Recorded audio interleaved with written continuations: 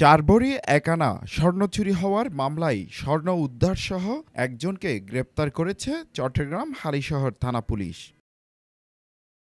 জানা গেছে, গ্রেপ্তারকৃত সঞ্জয় কর্মের জন্য স্বর্ণ হারানো অপু চন্দ্রের ভাইয়ের পরিচয়ে বাসায় এসে আবার তার বাড়ি কুমিল্লায় চলে যায়। একসময় অপু চন্দ্র আলমারি খুলে দেখতে পায় তার রাখা ৪ ভরি ৭ আনা স্বর্ণ যথাস্থানে নেই।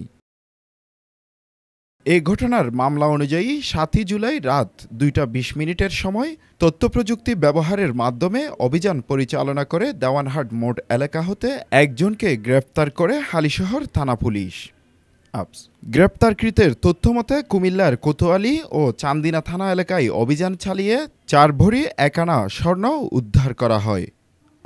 এ ব্যাপারে কথা হয় হালিশহর থানার অফিসার ইনচার্জ কাইসার হামিদের সাথে। যিনি মামলা দায়ের করছেন তিনি এসে বললেন যে ওনার বাসা থেকে ৪ ভরি ৭ আনা মতো স্বর্ণ চুরি হয়েছে।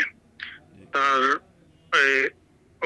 আবেদনের প্রেক্ষিতে আমরা একটা থানায় মামলা রুজু করছি। রুজু করে তাৎক্ষণিকভাবে আমরা এটা তদন্তে নামি। তদন্তকালে আমরা ঘটনার সাথে জড়িত সন্দিগ্ধ একজন লোককে আমরা ডবল মরিন থানাধীন দেওয়ানহাট থেকে গ্রেপ্তার করি। গ্রেপ্তার পরবর্তী জিজ্ঞাসাবাদে সে ওই চুরির ঘটনাটা স্বীকার করে। গ্রেপ্তারকৃতকে পরবর্তী আইনানুগ ব্যবস্থা গ্রহণের জন্য আদালতে সোপর্দ করা হয়।